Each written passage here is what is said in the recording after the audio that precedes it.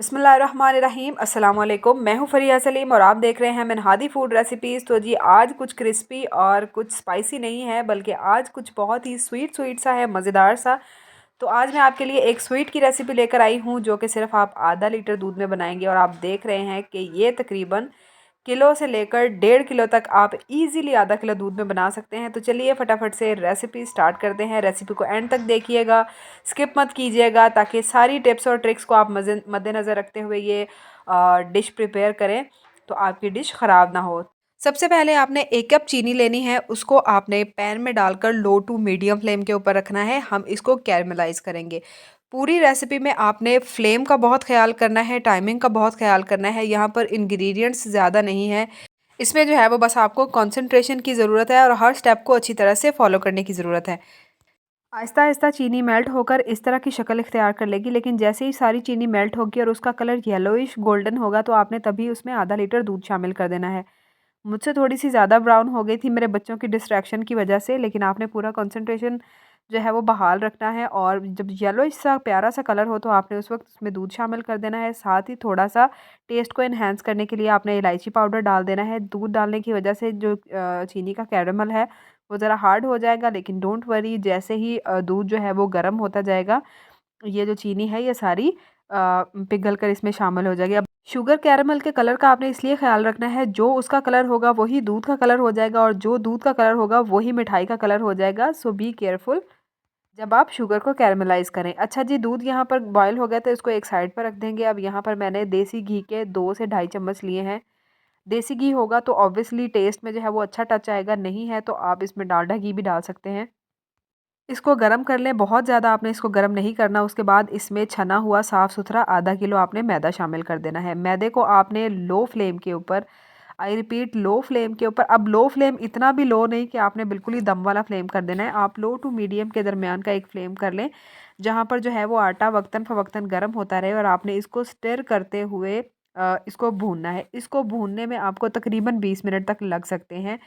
So be patient, आपको बहुत ज़्यादा वो जल्दबाज होने की ज़रूरत नहीं है। अगर यहाँ पर मैदा कच्चा रह जाएगा ना, तो मिठाई का टेस्ट बिल्कुल भी अच्छा नहीं आएगा। इवन आपको ऐसा लगेगा कि आप कोई आटा जो है ना वो खा रहे हैं। तो इसकी भुनाई यहाँ पर बहुत अच्छी होनी चाहिए, ये बहुत ज़रूरी है।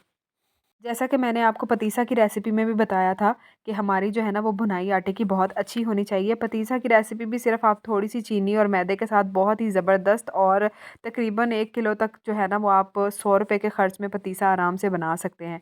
तो उसका भी लिंक जो है ना वो मैं आपको आई बटन में दे दूँगी, लिंक भी डिस्क्रिप्शन में दे दूँगी, तो वो भी आप देखिएगा जाके। मुझे भूनते हुए इसको काफ़ी देर हो गई है, और यहाँ पे आप देखें कि इसका जो है ना वो कलर पिंकिश सा हो गया है।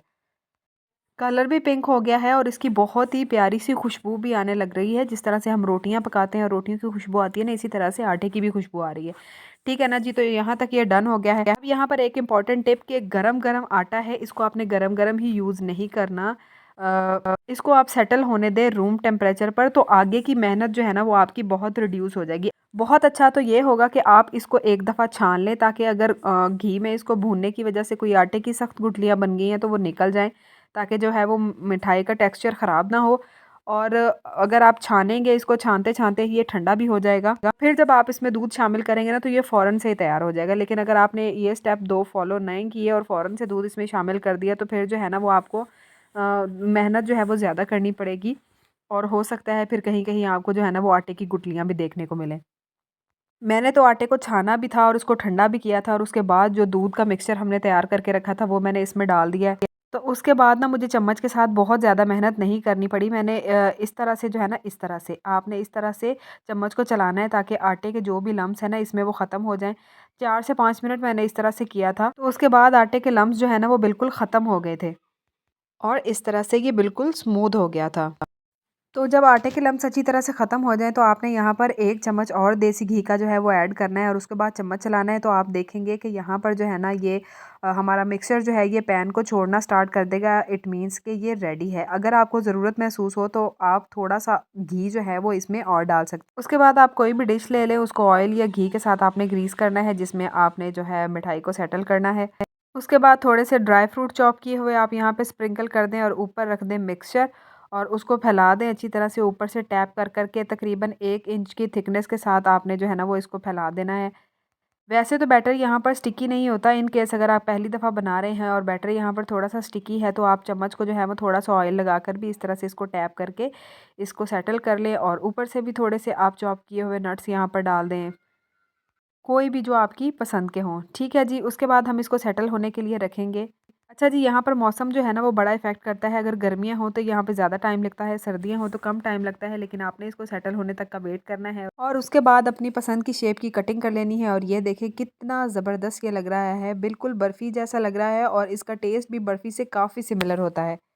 तो रेसिपी अच्छी लगी है, लाइक कीजिए, शेयर कीजिए, चैनल को कीजिए सब्सक्राइब और मुझे दीजिए इजाज़त। अल्लाह हाफ़िज़।